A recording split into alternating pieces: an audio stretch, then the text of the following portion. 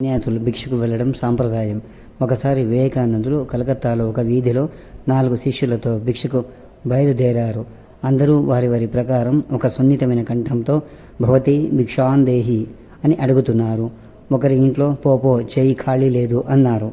మరొక ఇంట్లో ఒక స్త్రీ సగం పాడైపోయిన అరటిపండు వేసింది. మరొక ఆమె అనేక విధాలుగా తిట్టి శాపం పెట్టింది. మరి ఒక చోట కొద్దిగా బియ్యం దానంగా ఇచ్చారు. పాడైపోయిన అరటిపండు సగం భాగాన్ని తీసి మిగిలిన భాగాన్ని గోమాతకు ఇచ్చారు. బియ్యంను మాత్రం మఠానికి తెచ్చారు. మధ్యాహ్నం భోజనం తర్వాత ఒక శిష్యుడు చాలా దిగ్భ్రాంతితో గుమ్మం దగ్గర కూర్చొని ఏడుస్తూ ఉన్నాడు. ఇది వివేకానందులు గుర్తించారు.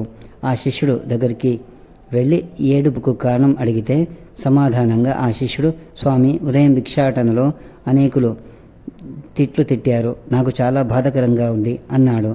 దానికి శ్రీ వివేకానందుల వారు అతడి బాధకు ఓదార్పు అతని చేతనే చెప్పించాడు. మనకు భిక్షం ఏ పదార్థాలు దొరికాయి అన్నాడు. దానికి శిష్యుడు సగం పాడైన అరటిపండు మరియు బియ్యం అని సమాధానం ఇచ్చారు. కానీ మన మఠానికి ఏమేమి తెచ్చినవి అన్నారు వివేకానందులు. దానికి ఆ శిష్యుడు కేవలం బియ్యం అన్నాడు.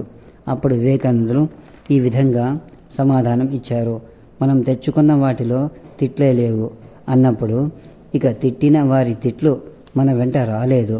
రాని దాని గురించి బాధ ఏడిపోయినందుకు ఆనందంగా ఉండు అన్నారు.